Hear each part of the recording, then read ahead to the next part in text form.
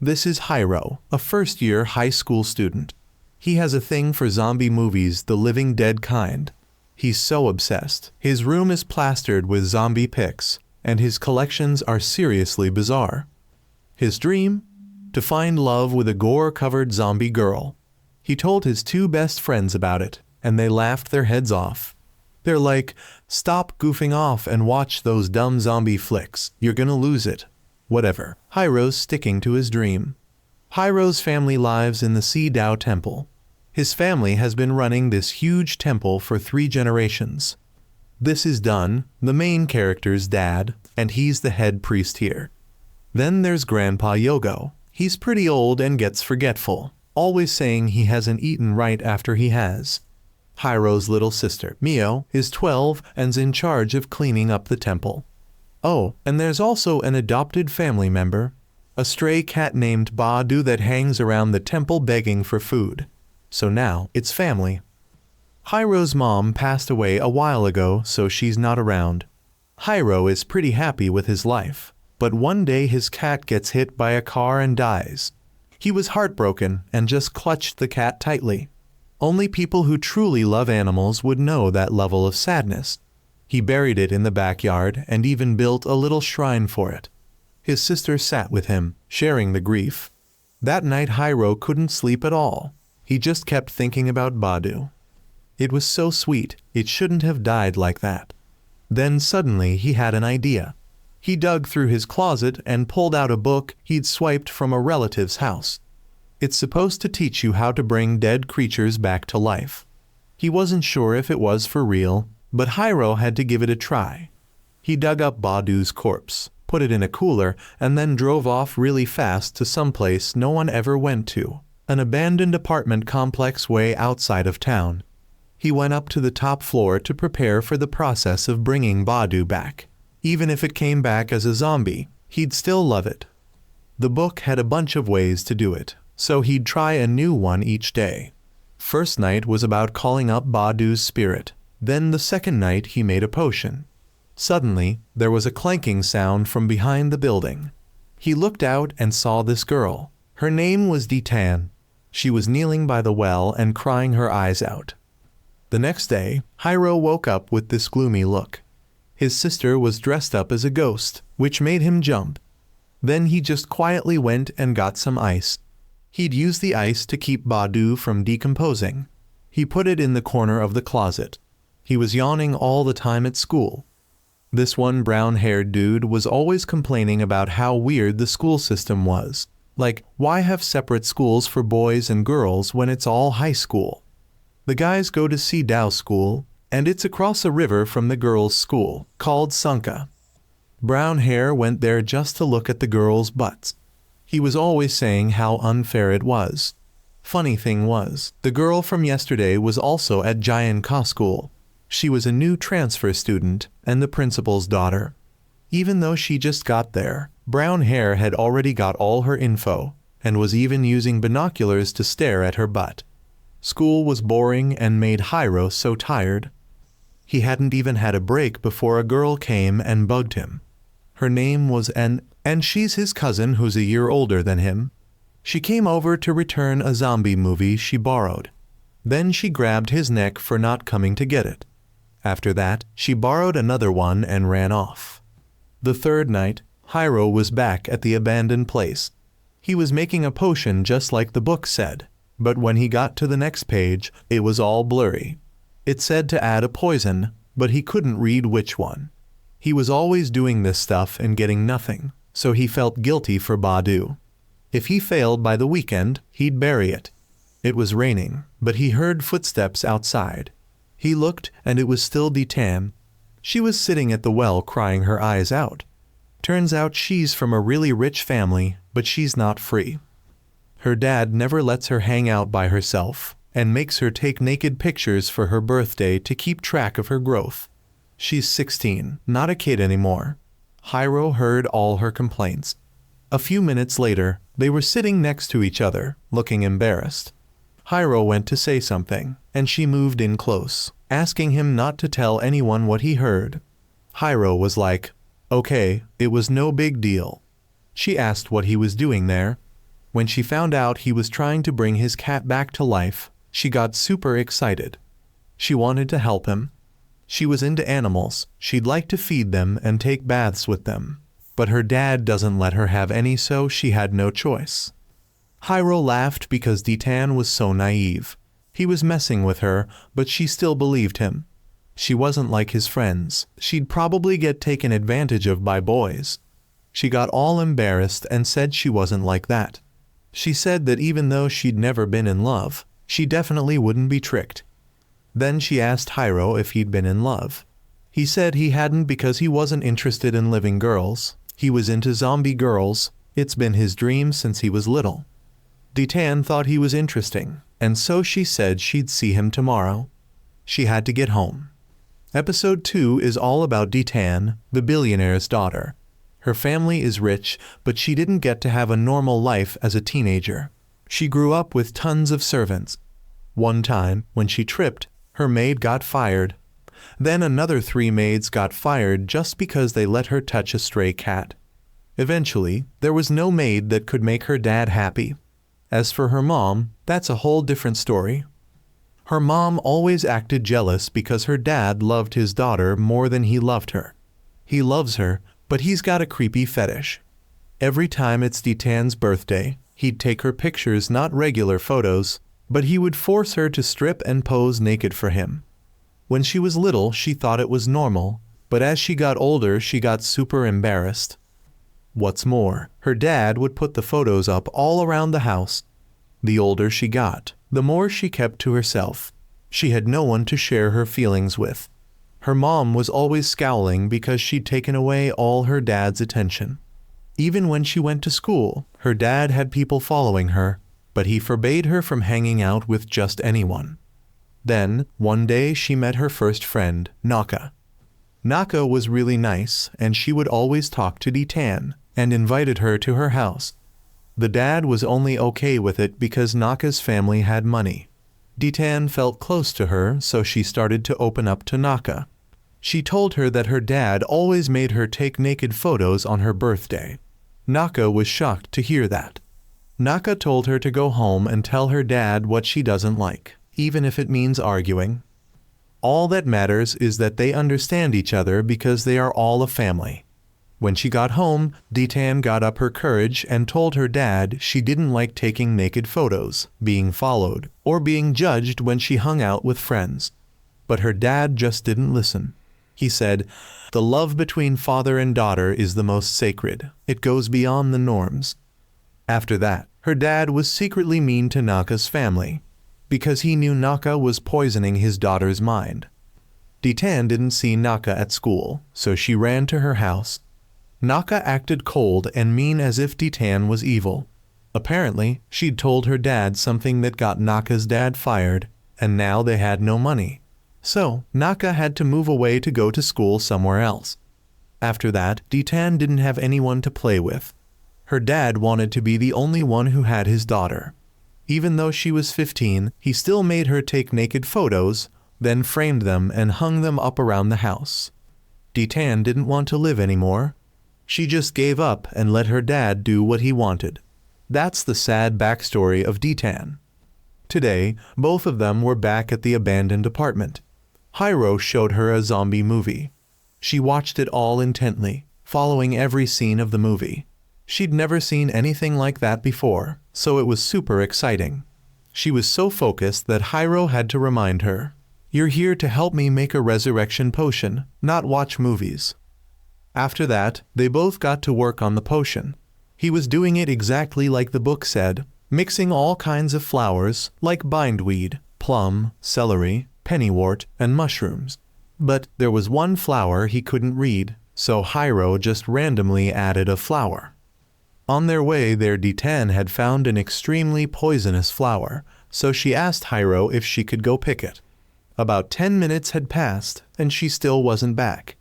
Hiro got nervous, wondering if she got lost.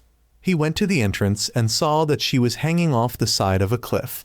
Luckily, he got there in time, or else she might have died.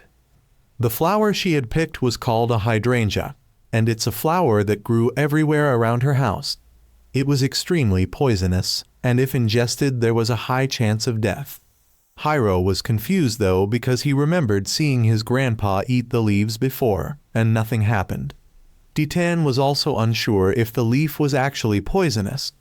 All the ingredients were there, so now Hiro mixed everything together, creating a thick gooey substance. He asked Ditan to hold it, and then he carried the cat outside.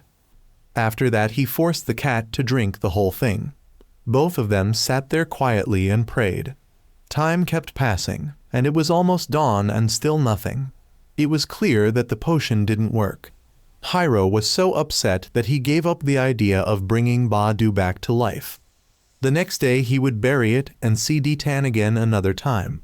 She agreed and then hobbled away because she had twisted her ankle when she was getting the flower. Hiro couldn't let her go home like that, so he picked her up and put her in the car.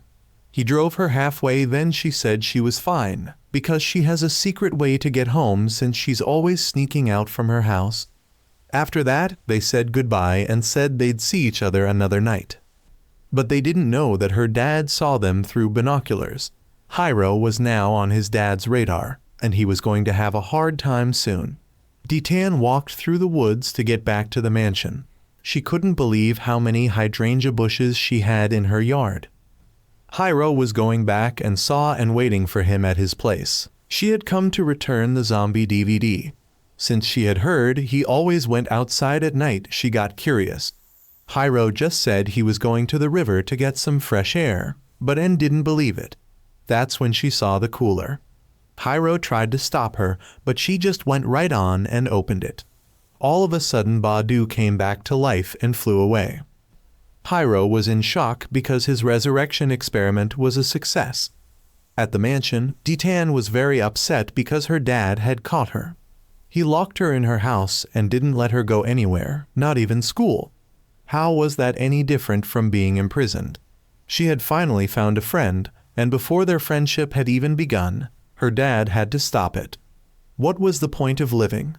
Ditan didn't want to live anymore, so she drank a little of the liquid. Turns out she had gotten a little when she had the chance. Ditan teared up and drank it. A few seconds later she was laying on her bed, not breathing.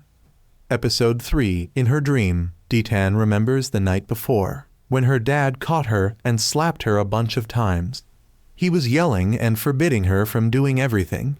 He was keeping her locked up like a bird in a cage. She thought these were just fleeting memories of someone dying. But no, she was still alive. That potion hadn't done anything. She dragged herself slowly, just like any other day, and tried to smile when she said hello to her parents. But they didn't care, they just scolded her for sneaking out the night before. Her mom never cared about her, she just treated her like she was worthless. Her dad, the one that beat her face up the night before, was acting all loving and stuff. He was confused why she was still wearing her uniform after he forbade her from going to school. Then he told her to hurry up and go change into something else. From now on she'd be learning at home, and wouldn't be allowed to leave the house. Ditan slowly walked outside but lingered, trying to hear what the butler was talking about. Turns out he was investigating Hiro's background to stop him from seeing his daughter. Her dad had ordered him to get rid of him. Ditan couldn't breathe when she heard that. She had to do something to save Hiro. Meanwhile, Hiro was playing with the cat he just brought back to life. The two girls still couldn't believe what was happening. It was all morally wrong.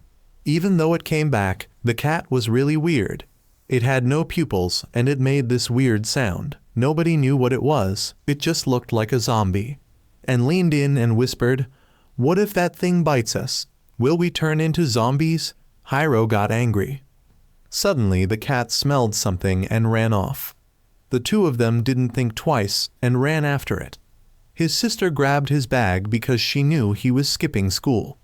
Hiro couldn't catch the cat because it kept bouncing around, so he gave up and just followed it to see where it was going. It was just going round and round in circles. Suddenly it jumped into this long pipe. Hiro jumped right after it. Meanwhile, Ditan was going through the secret path to sneak out. Her mom saw her, but she didn't tell her husband, and just pretended she didn't see anything. The pipe was long and narrow, and was also going after them. Because she had big boobs, she got stuck halfway. She yelled at Hiro to come back and save her. But he couldn't hear her because he was really far in. After a while he reached the other end and saw it was the other side of the apartment building he always goes to. He continued to follow the cat deeper into the building. Hiro's two best friends were at school, messing around with each other. Brown hair was going wild. Glasses dude, Mage, had a really girly voice. No one knew if he was a guy or what. They were joking around when Ditan called their name from behind a bush. She asked if Hiro went to school. Brown hair was happy to see his crush, but felt sad. He was angry when she called his friend's name. When he didn't see Hiro at school, he just ran out to the intersection and didn't know where to go next. Oh yeah, and there was one more place. Ditan ran into the butler on the street. He told the dad right away. He was super disappointed and told the butler to keep an eye on her, and he'd be there soon. In the dad's room, there was a life-sized naked photo of Ditan from last year's birthday. That was really messed up. Ditan was slowly making her way through the hill, which was her destination, the abandoned apartment. If she didn't find Hiro there, then she wouldn't know what to do. It was about to rain. Hiro was going through the graveyard but still hadn't found Badu. When he turned around, he saw it eating a hydrangea. He thought that cliff looked familiar, and then he remembered that was where Ditan got the flower from yesterday. The cliff was really high, and if he hadn't gotten there in time, Ditan would have died. He was lost in thought when he saw Ditan there. She looked really tired and was limping. Suddenly her dad appeared behind her. He walked up and told Ditan to come back. She pushed his hand away. It was the first time she'd had enough courage to resist, but she was still scared and nervous. Please let me be free. Her dad didn't listen and just dragged her away. Suddenly Badu reacted, jumping up and growling at her dad. Her dad was terrified and told it to stay away. That gave Ditan a chance to run toward Badu. She was so happy that Badu was back. Did Hiro make a different potion? She was surprised. What if that old potion actually worked? The dad got angry and took out his cane to hit Badu, but Ditan got in the way. The hit was so powerful it made Ditan fall down. She fell halfway and got stabbed on the side with the sharp tree branch. Blood was going everywhere. And then she hit the ground with a big thump. Hiro was in shock when he saw that, and the dad was also shocked. The daughter he loved was killed by his own hands. Since it was so high up, he couldn't see anything. Suddenly it started pouring rain, which hid Hiro's tears. He screamed in despair and couldn't accept what he was seeing. Badu suddenly licked all the blood on the ground. Hiro was sad, but then he heard a familiar voice. He turned and saw Ditan standing up with her organs all falling out. She staggered towards him, but Hiro wasn't scared. He wondered if she drank that potion. She came up and hugged Hiro. So far she was his type. Badu was also cheering them on. Episode 4. The dad knows that his daughter had come back to life, but he couldn't hold on to her. She had already died, and she wasn't his daughter anymore. She wanted to be free, and she didn't want to be his daughter. That made him so sad. Ever since he got back, he'd been locked up in his bathroom with all of his daughter's photos. The three maids were also gossiping about what happened. The mom heard it by chance. She was always drunk and didn't care because her husband ignored her.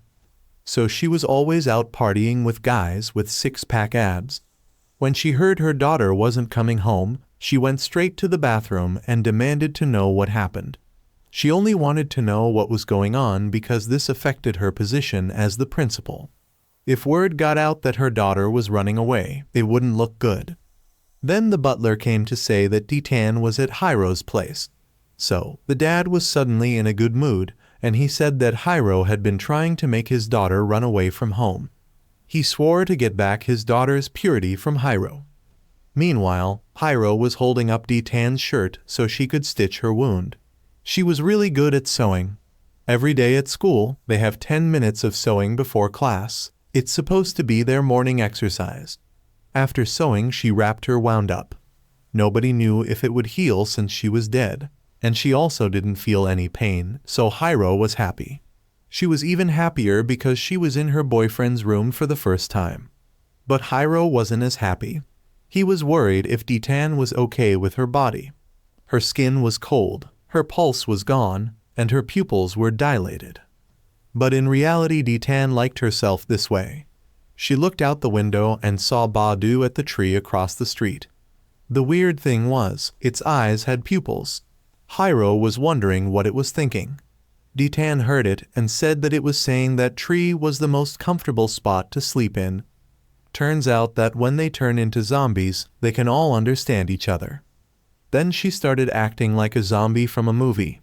But she didn't need to, because Hiro liked her just as she was. The problem was, he was worried what she really wanted to do with her body.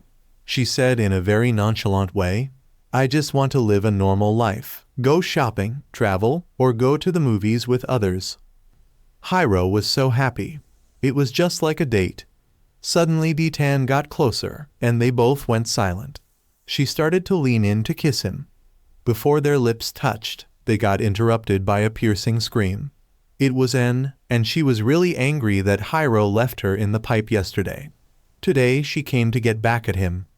Hiro was scared and didn't want En to see Ditan, so he went outside to talk to her.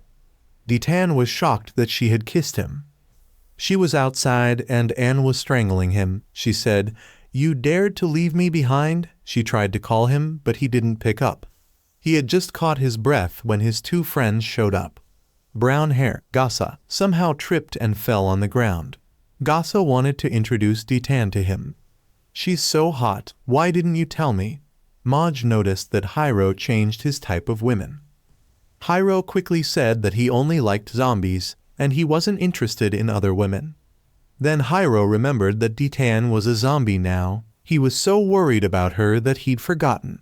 His face started to look creepy. His dream had finally come true. Ditan was at home waiting for Hiro to come back.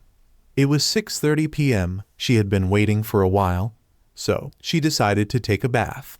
She looked around to make sure no one was there, then happily went to take a bath. The hot water didn't have any effect on her. She'd never taken a bath in a place so small. Then she grabbed a back brush and rubbed it on her chest. Suddenly, the grandpa came into the bathroom. He saw the naked body of a 16-year-old girl. He immediately grabbed her chest because he thought she was his dead wife. Ditan pushed him away and grabbed a towel and ran away. She came just as his granddaughter was coming home from the store. He said that he just took a bath with his dead wife.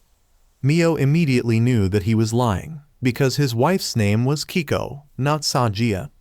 Ditan was happy because she'd gone through so many unexpected things. It was something she'd never gone through before. She was especially happy that she was finally free. Around 7:30 p.m., Hiro got home. His friends just kept talking and giving him so much advice that he felt lightheaded.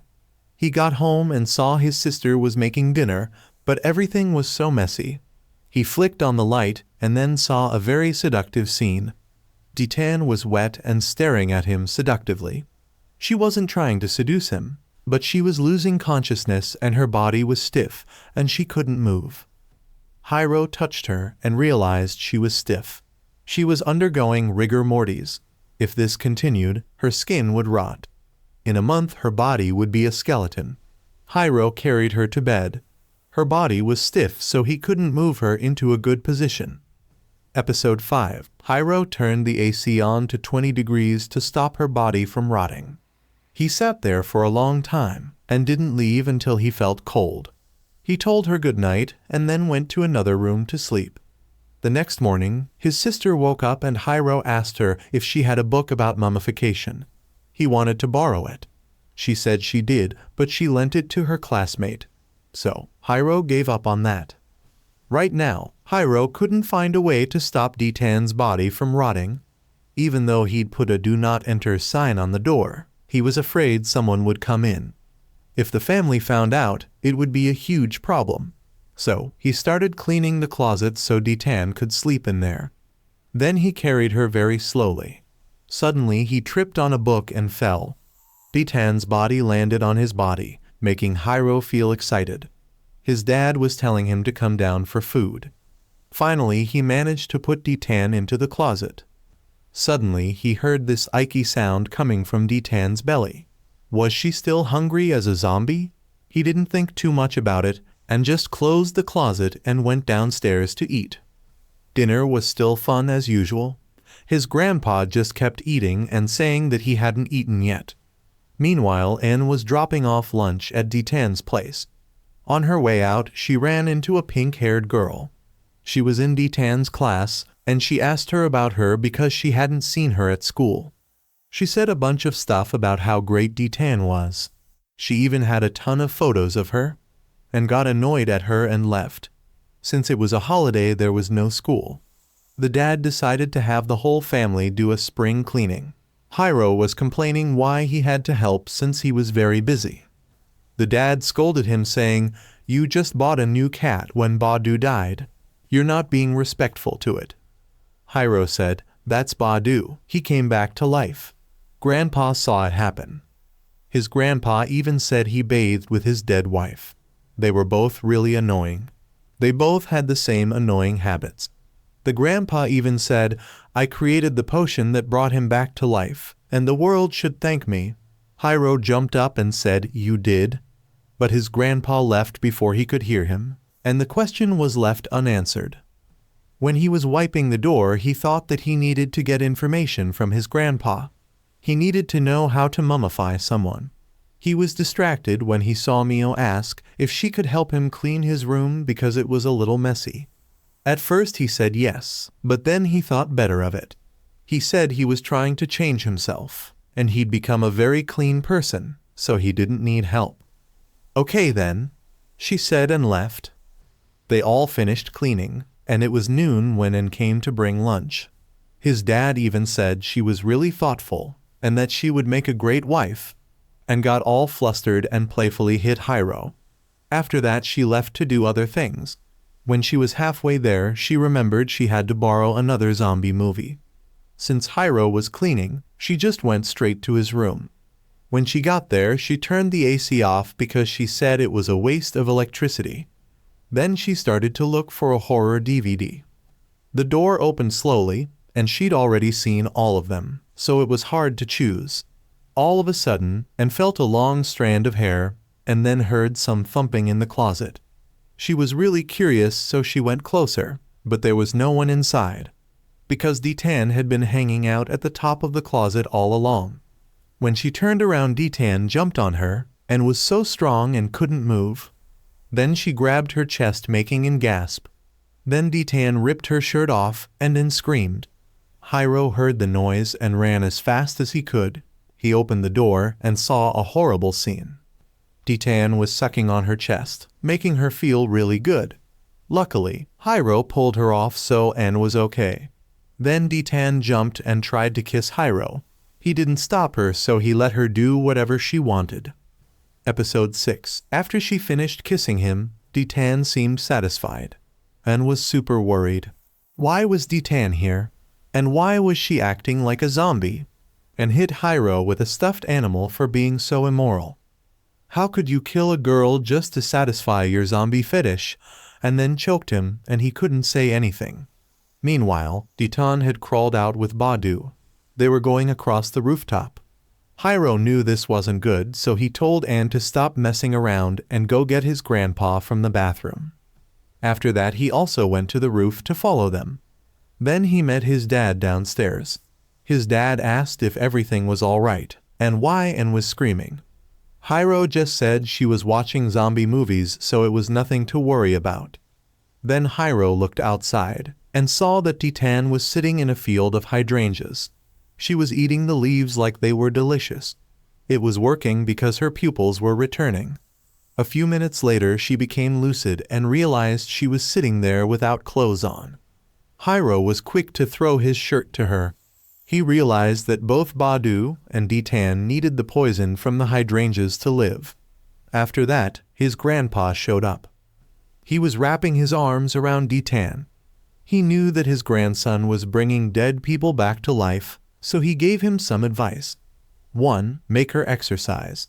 2. Keep her body at a cold temperature. 3. Feed her hydrangeas on a regular basis. You have to watch her very closely every day. If you don't, she will lose consciousness and stop working. And there is one more thing. The resurrection potion isn't perfect. It only slows down the rotting process. It doesn't stop it. He was about to explain further, but a plant pot hit his head, and had thrown it, because she didn't want him messing around with a young girl. After that he became forgetful again, so they had to wait for him to be himself again. But it was okay because those tips were enough for Hiro to help D-Tan become normal again. There was one more thing. They had all found out that he was hiding a girl in his house. Hiro was worried that his dad would send D-Tan away. He started to beg his dad, please let D-Tan stay. He couldn't explain the situation, but he had to take care of her. He hoped his dad would allow it. He thought his dad was going to be difficult, but he said yes right away. He had always opened up his temple to everyone. So what did it matter if there was another girl there? Plus, this was the first time he had seen his son interested in something that wasn't a zombie.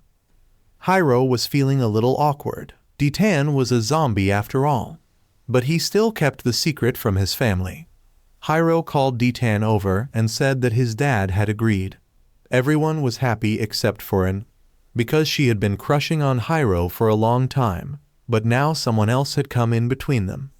And then pretended to be happy, borrowed Hiro's shirt, and then ran off. After that, Hiro followed his grandpa's advice and kept an eye on D-Tan.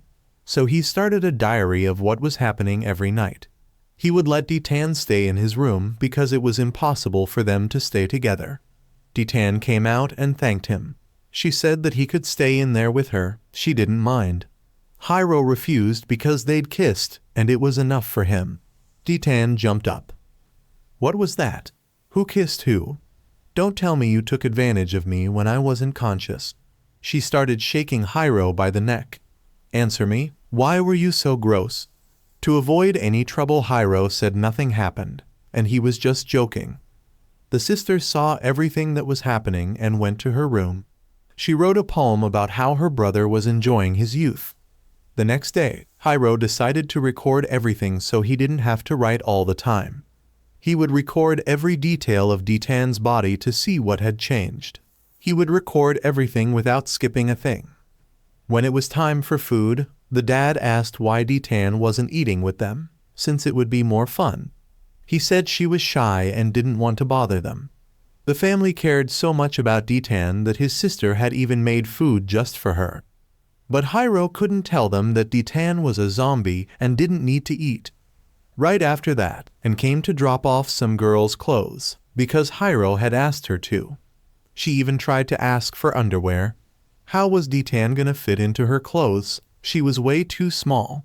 She said that she'd go get some from the store. Before she left, Hiro told her again that D-Tan wasn't his girlfriend, so she shouldn't worry.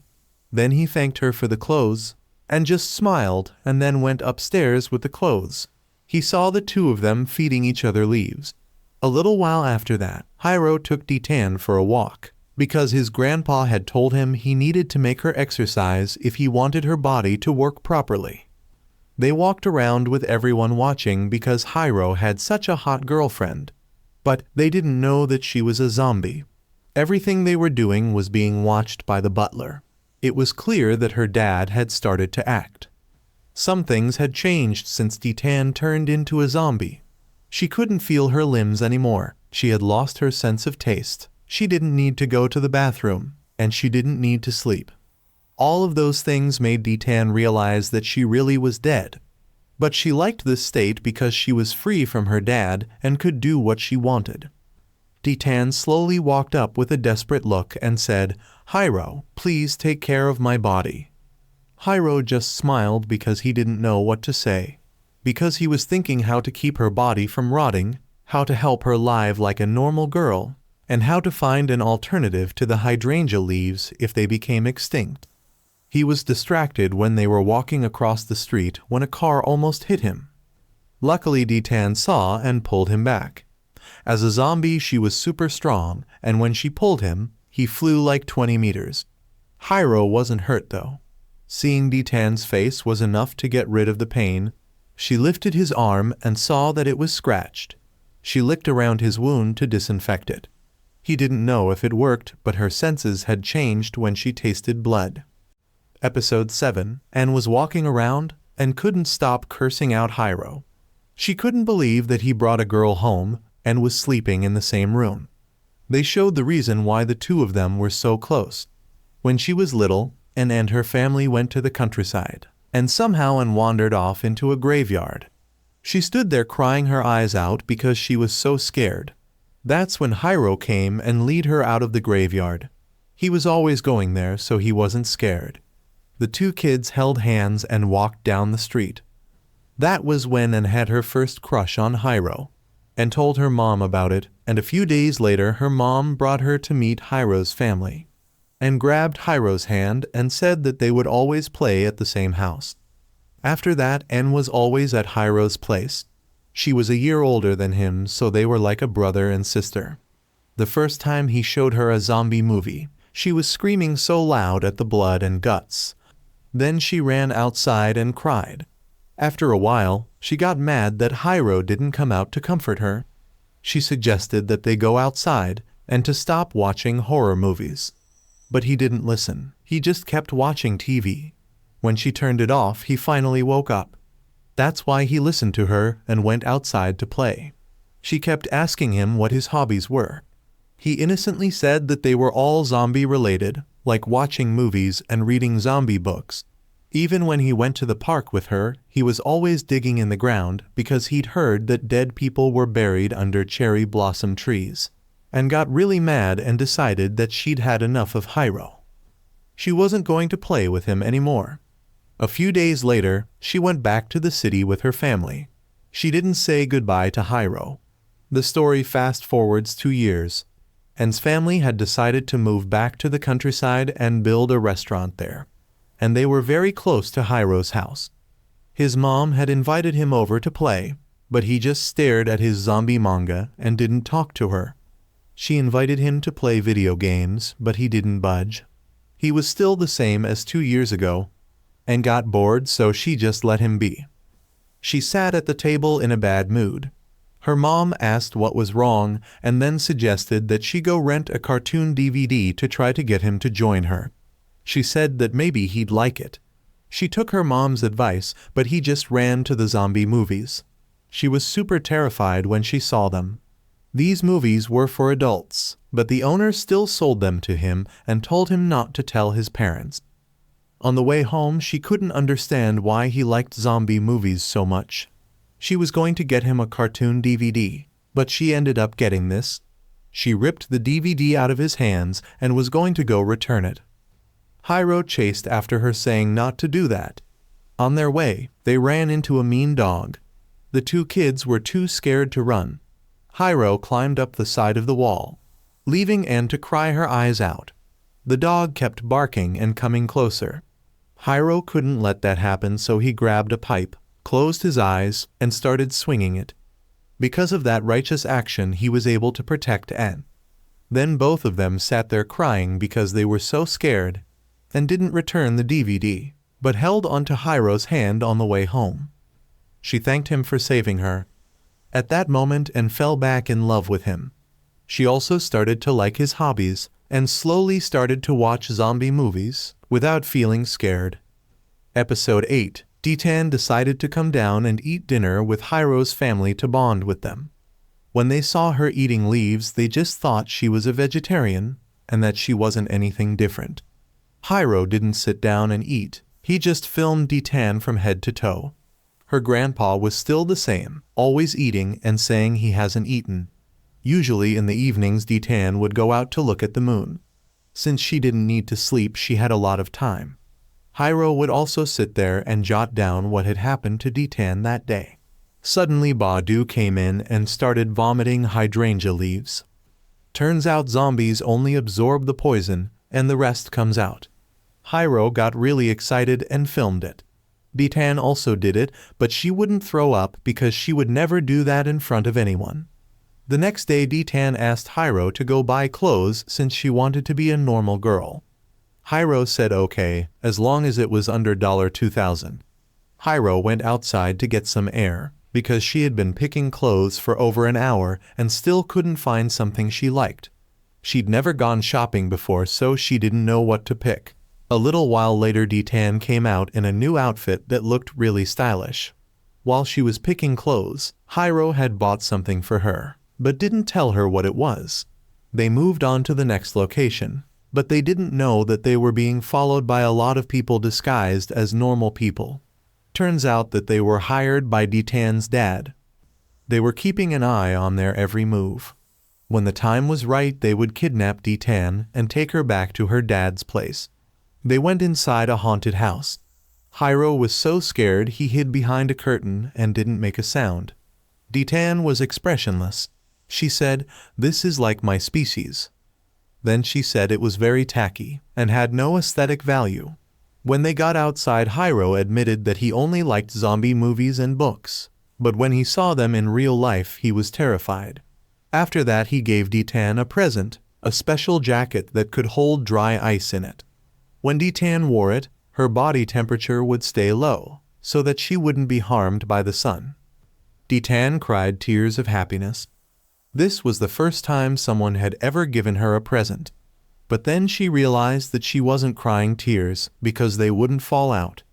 Hiro didn't know this, and he didn't know much about zombies. So, Ditan said she would teach him about zombies as a thank you for what he had done. It was the afternoon, so they were both hungry. Hiro went to get food and asked Ditan to wait there. She brought a bunch of hydrangeas because she didn't eat normal food. When the henchmen saw her alone, they moved to action. There were 3 of them, and they tried to kidnap Ditan. But then this random guy came along. It was Jiaxua. He just happened to see Ditan and decided to come up to her.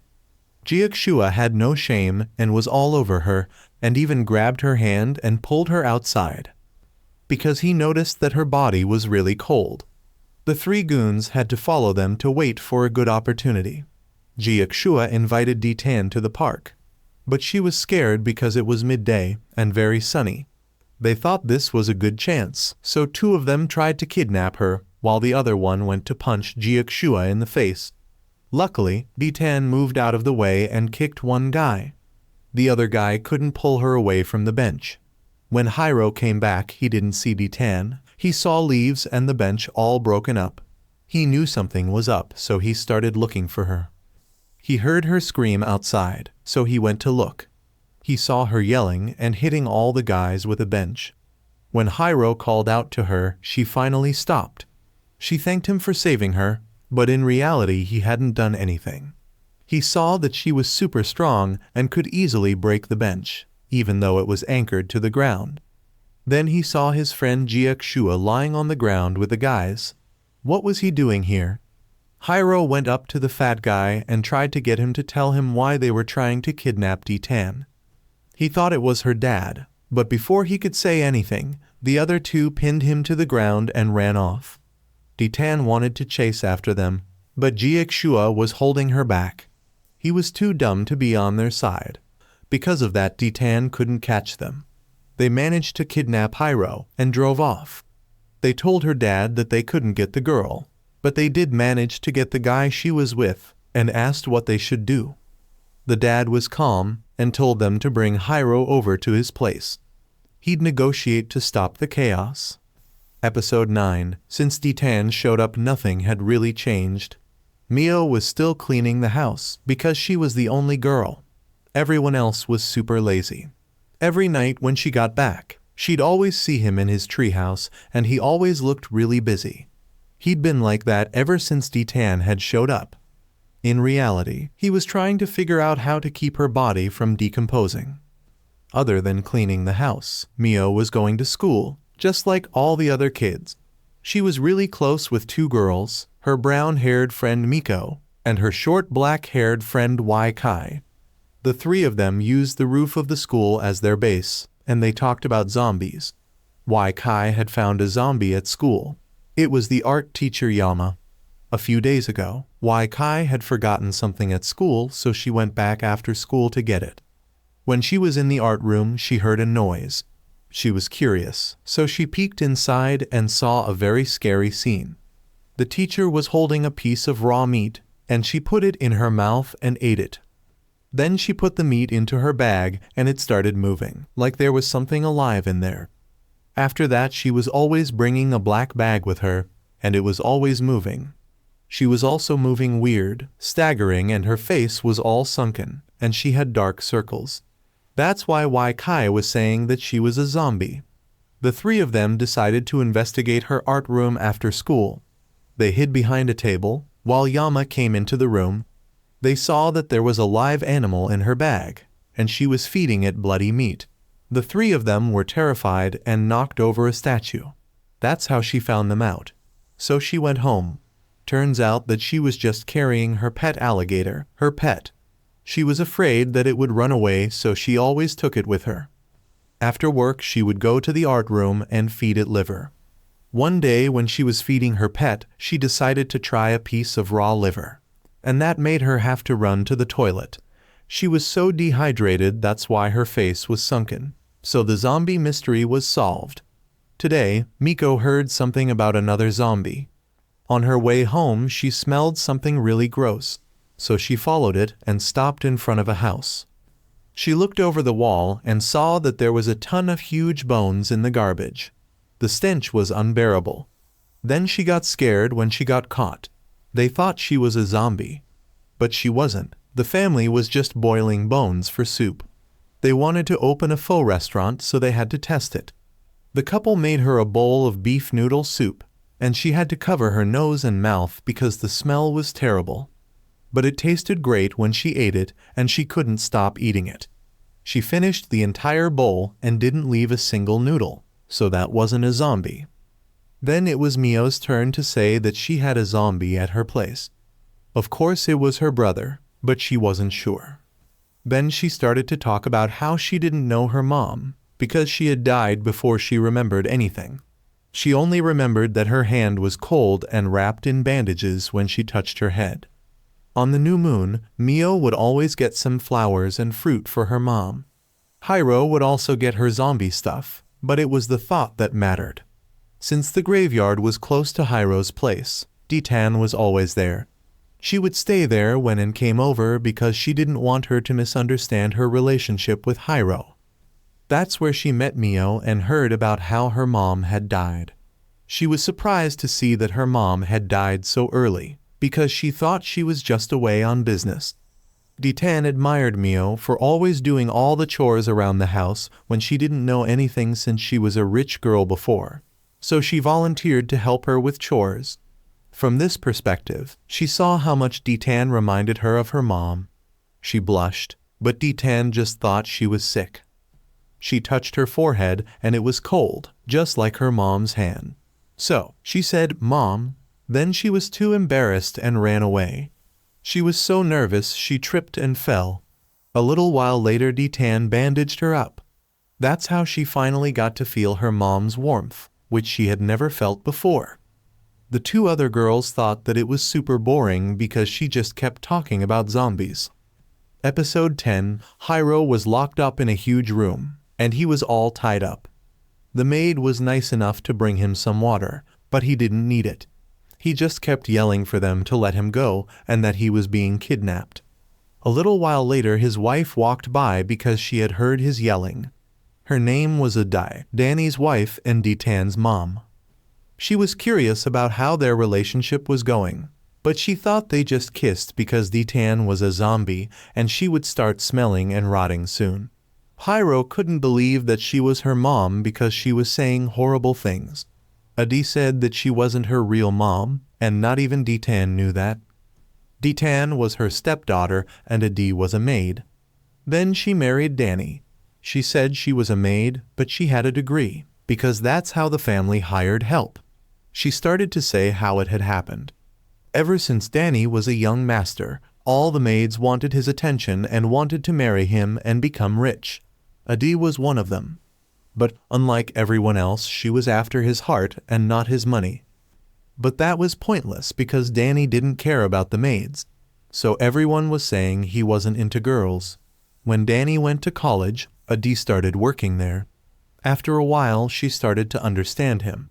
She started to learn about his likes and dislikes, and then he favored her and she was always by his side. Adi had touched Danny a few times to get his attention, but he never did anything. He was always cold, even after she became his favorite. Everything changed at a family sword fighting competition. Danny's family was sponsoring the event, so they invited everyone in the area to watch, and if they wanted to, they could enter the preliminary rounds.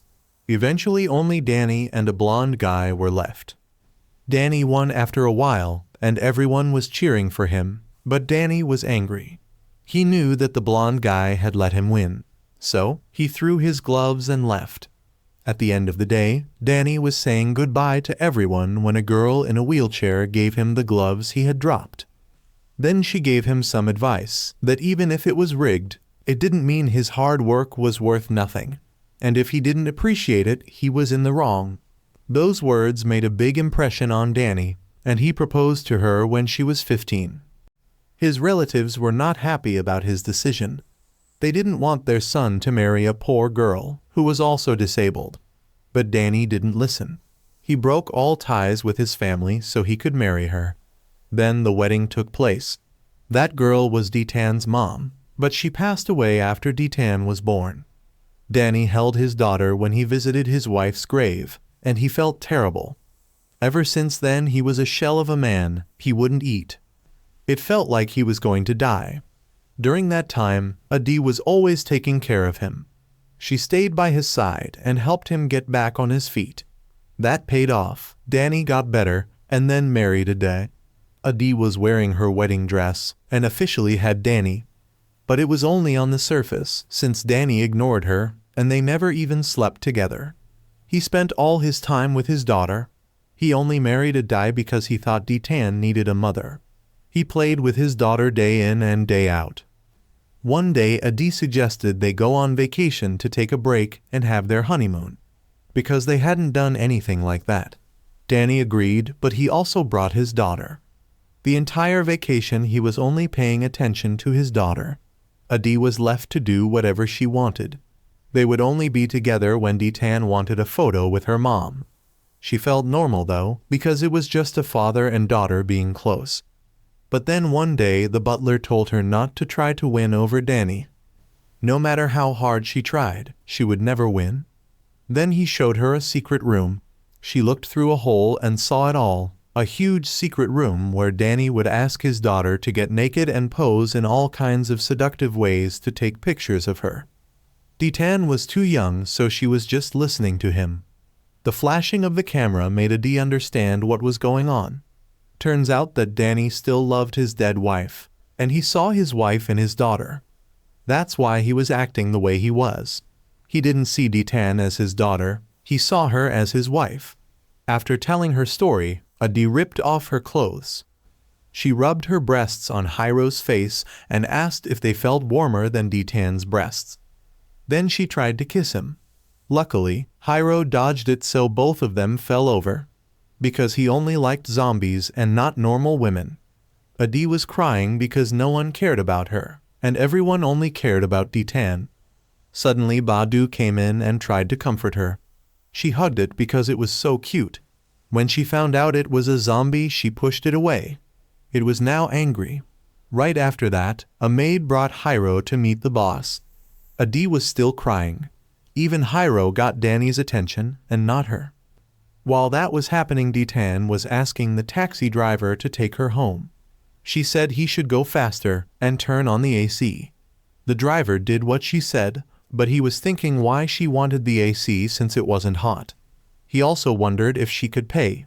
The maid led Hiro into a very dark room. A few seconds later, lights came on, revealing the photos of a young naked Detan. After that, Danny came in and said he was very proud of his art. He thanked Hiro for saving his daughter, and he realized that he had to protect her more. He wanted to protect her innocence. But then he blamed Hiro for causing all of this, and he was going to punish him. Episode 11. Danny led Hiro to another room. He smelled danger, so he said he had to use the restroom, then find a way to escape. But the maid said he could just pee there, and she'd clean it up later. The room Danny took him to was the sword fighting arena.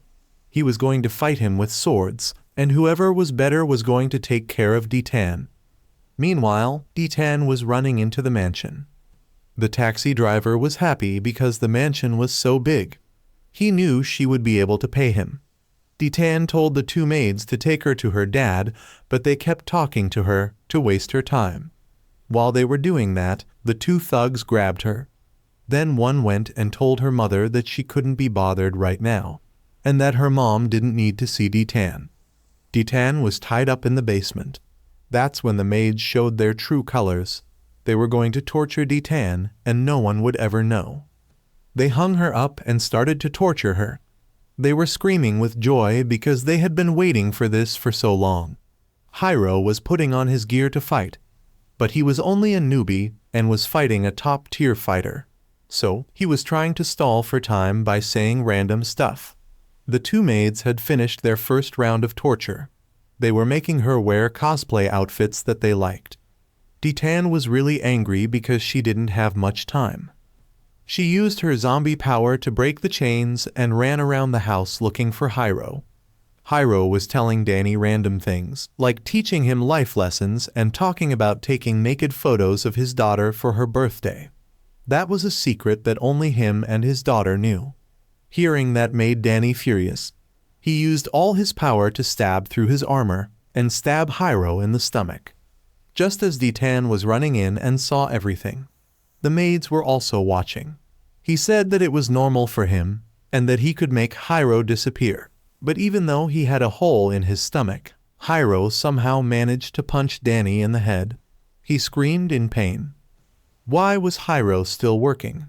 He hadn't even felt anything. Then he realized that the night before, Ditan had licked his wound and the poison in her saliva had made him numb. He wasn't sure if there were any side effects, but it was a big plus for him right now.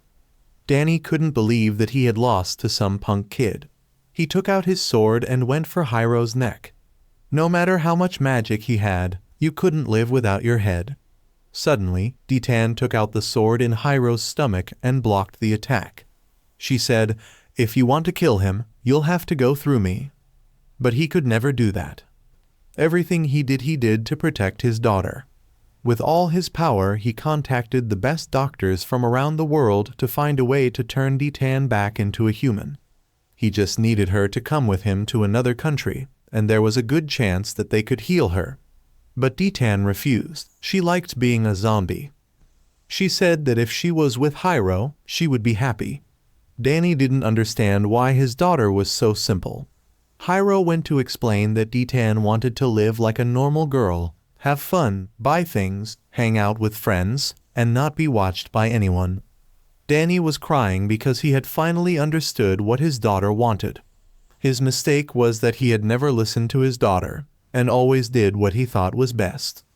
There was one thing Hyro did agree with him about. That was to find a potion to make her human again. Danny understood everything, so he left Ditan with Hyro for a while. Now, he was going to fly to another country to work with the best doctors in the world to find a way to turn Ditan back into a human. Then he would come back for her. Then he whispered to Hyro that if he took his daughter's purity, he wanted her spirit to be whole when he got back. He left to get ready to go. Because Hyro had the sword taken out of his stomach, he was bleeding a lot. If he wasn't treated soon, he was sure to die. A little while later, Danny was already on his private jet and flying to another country. Hyro suddenly woke up in his room. He screamed when Ditan hugged him because she was putting pressure on his new wound. The poison had run out, so he felt all the pain, but he was quickly healed after the maids gave him a blood transfusion. Then Anne came and hugged him. She had heard what happened and came as fast as she could. It was the first time the rivals had officially met. Anne was acting sarcastic and said that she was a year older than him, and she was his fiancée. She was also a human. Hyro disagreed and said that wasn't true. He asked when they had said they'd get married. She said she was just joking, and that she didn't mean anything by it. Then she laughed, grabbed his neck, and told him to explain everything. Only Ditan knew that she wasn't joking. D-Tan knew that she also liked Hiro. The two of them were rivals now. Episode 12. Dinner was the same as every day. But today Mio made more food for D-Tan, like fried hydrangea leaves, boiled hydrangea leaves, and hydrangea soup. Everyone still thought that she was a vegetarian and didn't know that she was a zombie. Hiro didn't sit down to eat and just filmed her from head to toe. Her grandpa was still the same, always eating and saying that he hasn't eaten yet. Usually in the evenings D-Tan would sit outside and watch the moon because she didn't need to sleep. So she had a lot of time. Hiro would also sit down and write down what had happened to D-Tan that day. Suddenly Badu came over with a bunch of hydrangea leaves. Turns out that the zombies only absorb the poison and throw up the leaves. Hiro quickly filmed that. Then D-Tan also did the same. But she didn't throw up, since she wouldn't do that in front of anyone. The next morning D-Tan asked Hiro to go shopping, because she wanted to live like a normal girl. Hiro agreed, as long as it was under $2,000. So Hiro just went outside to relax because D-Tan had been picking out clothes for an hour and still couldn't find anything. She had never gone shopping before, so she didn't know what to pick. A little while later D-Tan came out in a new outfit. While they were waiting, Hiro bought her something, but didn't tell her what it was. They went to the next location, but they didn't know there were a lot of people following them. They were all disguised as normal people. They were following their every move. Turns out they were hired by D-Tan's dad. They would keep following them until the time was right. Then they would kidnap D-Tan. The two of them went into a haunted house. Hiro was scared and hid behind a curtain and made no sound. D-Tan was expressionless. She said, "These look like my species." Then she said the design was really tacky and didn't look aesthetically pleasing. When they went outside, Hiro admitted that he only liked zombie movies and books, but when he saw a real one, he was terrified. After that he gave D-Tan a present. It was a jacket that had a cooler in it to keep her body temperature down, so she could go out without worrying about the sun. D-Tan was crying with happiness. This was the first time someone had given her a present. But then she realized that no matter how much she cried, tears wouldn't come out. Hiro didn't know that. He also didn't know much about zombies. So, D-Tan said she'd tell him about zombies as a thanks for everything Hiro had done. It was midday, so they were both hungry. Hiro was going to go get some food and asked D-Tan to wait there. She brought a bunch of hydrangea leaves since she couldn't eat normal food. When the goons saw that she was alone, they started to act. There were a total of 3 of them who were about to go kidnap D-Tan. But then a random guy showed up, and that guy was Jiakshua. He'd seen D-Tan shopping and decided to talk to her. Jiakshua had no sense of shame and started hitting on her, grabbed her hand and pulled her outside. Because he said her skin felt really cold. The 3 guys had to follow him and wait for another chance. Jiakshua invited D-Tan out into the park so it wouldn't be as stuffy. But she was scared because it was midday and really sunny. They thought it was a great opportunity, so 2 of them tried to grab D-Tan, and one of them went to punch Jiakshua. Luckily D-Tan pulled herself free and kicked one of the guys so he went flying. The other guy couldn't pull her from the bench. When Hiro came back and didn't see D-Tan, he saw leaves everywhere and a broken bench. He knew something was up. He ran everywhere, and then suddenly he heard D-Tan scream. He saw her hitting the guys with the bench. When he called out her name, she came over. She said thank you, but she didn't need saving. He saw how strong she was. She was able to break a bench that was rooted to the ground. Then he saw his friend Jiakshua laying there. He asked why he was with those guys. Then they tried to attack Hiro, so he ran. D-Tan started to chase after them, but then Jiakshua grabbed her. If you're not afraid of strong enemies, then you have to worry about stupid friends. Because of that, D-Tan couldn't catch the guys. They managed to kidnap Hiro and drove off in their car. They told the dad that they weren't able to kidnap D-Tan, but they did manage to kidnap the guy she was with, and they asked what they should do now. Her dad was calm and told them to bring Hiro over, and he would negotiate. Episode 13. Since D-Tan had showed up, nothing had really changed. Mio was still doing all the chores around the house because she was the only girl. Everyone else was super lazy. Every night she'd always see her brother outside in the treehouse, and he looked super busy. He'd been like that ever since D-Tan had moved in. In reality, he was trying to find a way to keep her from decomposing. Other than cleaning the house, Mio was going to school. She was really close to her friends, Miko with the brown hair, and Wai Kai with the short black hair. The three of them would use the roof of the school as their base, and they'd talk about zombies. Wai Kai said that there was a zombie at the school, the art teacher Yama. A few days ago, Wai Kai had forgotten something in the art room. After school, she went back to get it, but then she heard a sound in the room. She was curious, so she opened the door and saw something terrifying. The teacher was holding a bloody piece of meat and was eating it. Then she put some meat into her bag, and it started to move like there was something alive in there. After that, she always brought a black bag with her, and it was always moving. Her movement was also weird. She was staggering, her face was sunken, and she had dark circles. That's why Wai Kai thought she was a zombie. They decided to investigate at the art room after school. They hid behind a table and Yama came in as usual. They saw she was holding something in her bag, and she fed it some bloody meat. The three of them were terrified and knocked over a statue, and that was how she found them. She went back home. Turns out that she was just taking care of her pet alligator, Goo. She was scared that it would run away, so she brought it with her. Every day after work, she would feed it liver in the art room. One time she tasted the liver and it tasted good. That's why she had diarrhea and was dehydrated, so her face looked so sunken. And that was how the zombie incident was resolved. Today Miko had found something else about zombies. On the way home she had smelled something terrible, so she followed the smell and stopped at a house.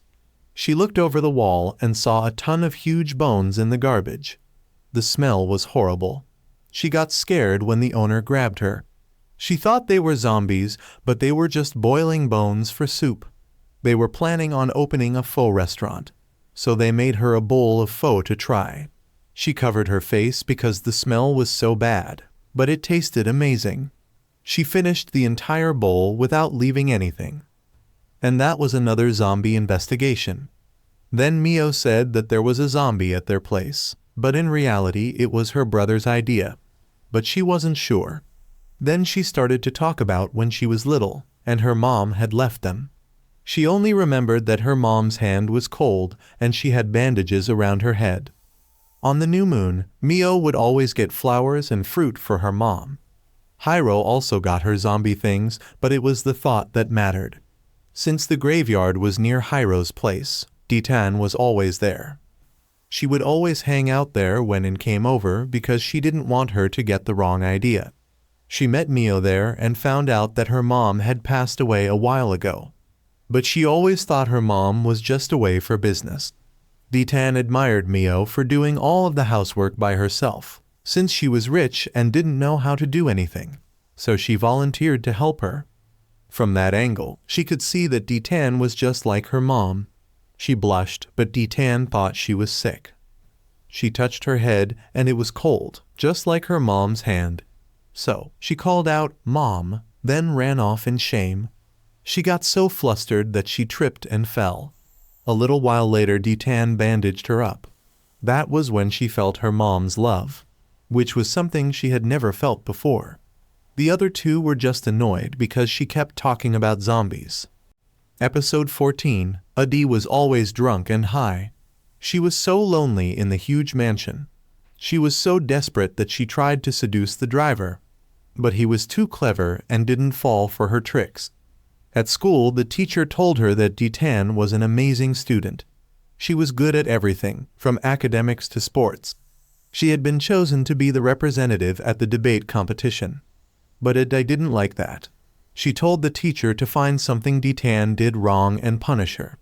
She asked the teacher to punish D-Tan for dating while still in school, because she saw Hiro and D-Tan together.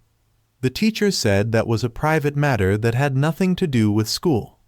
But Adi was the principal, and everything she said had to be done. She wanted D-Tan's conduct to be marked down, and she wanted to punish her as she saw fit. Other than going to school to mark attendance, Adi just stayed at home in a bad mood. She was always with her cigarettes and alcohol. She even threw alcohol at the maids because she didn't like them. While she was taking a bath, she thought of Danny. It had been so long since he'd been intimate with her, so she just started to have fun by herself in the bathtub. Mio was cleaning the yard as usual. Suddenly, she saw a girl lying on the balcony and yelled out for Hiro to see. The whole family gathered, but they didn't know who the girl was. She looked about 14 and was probably lost. So they called the police, but she wouldn't say anything. Then she screamed when they tried to take her to the hospital. The police left and said they'd send a doctor to look at her.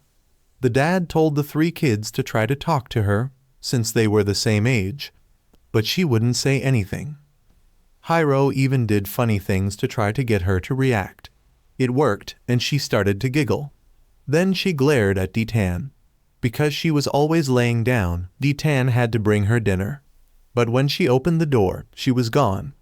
D-Tan went upstairs looking for her, but couldn't find her. When she was going downstairs, something pulled her down the stairs. Hiro heard the noise and rushed over. Suddenly, the girl walked out and glared at D-Tan.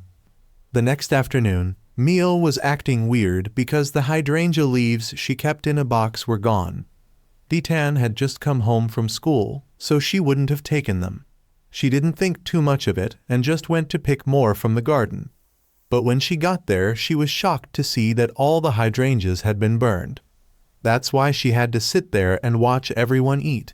She said that after she was free, she would go get some more with Hiro. The other girl was eating as usual, showing that she wasn't a zombie, but it was still weird that she wouldn't talk to the doctor. She was still staying at Hiro's house. D-Tan told An about all the weird stuff that was happening. D-Tan thought the girl was behind it, but An had another idea. She said it couldn't have been her since she was new, and probably just acting out because she was scared. She told D-Tan to talk to her, and maybe they could become friends. D-Tan tried that and went to talk to her, but no matter what she said or how much she apologized, she didn't react. D-Tan got annoyed and left. Since zombies don't need to sleep, D-Tan heard a noise that night. When she opened the door, she saw the girl trying to kiss Hiro. D-Tan startled her and she stopped. The next morning, when she was going to school, D-Tan went to talk to her privately. She knew she had burned the hydrangeas and pushed her down the stairs. She also tried to kiss Hiro last night. She didn't want to say what she did and just told her to stop. If she did it again, she wouldn't let it slide. Then D-Tan and Hiro went to school as usual. The girl was still in her room, acting all sulky.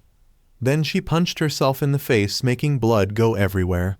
When she was coming home, her dad called her into his room. He said that the girl had something to tell her. She had a bandage on her nose and pointed at D-Tan to say that she punched her and broke her nose. Her dad was suspicious, but he told her maybe something had happened to make her act that way. Hiro was acting very serious because he thought something fishy was going on. That night D-Tan heard a noise and saw that the girl was trying to kiss Hiro. Before D-Tan could do anything, she screamed, waking everyone up. She ran over to the dad and cried, saying she was the victim. D-Tan said that she tried to kiss Hiro and did a lot of other weird things. But the girl just shook her head, and her dad and Mio started to doubt what D-Tan was saying. Before D-Tan could get blamed, Hiro woke up and said he was pretending to be asleep.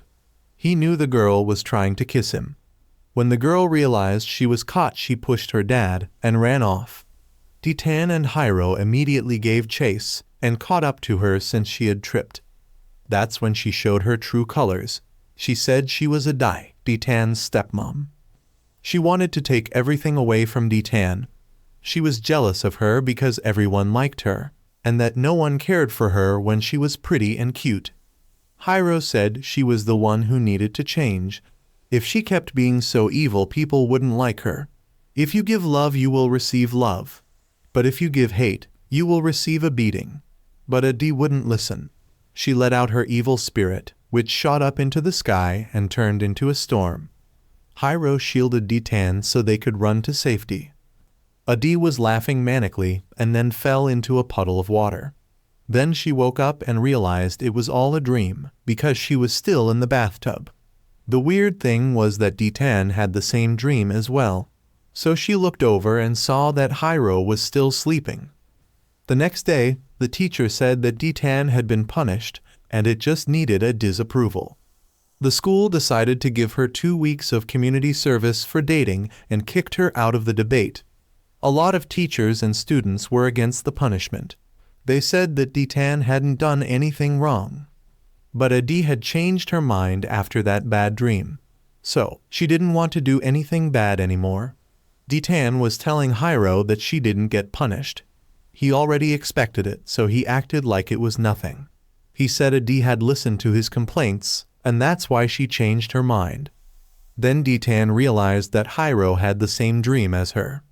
It was some type of power that made the three of them dream the same thing. And that's where the story ends. What do you think of the anime? Let me know in the comments below. If you like it, give me a like to keep me going.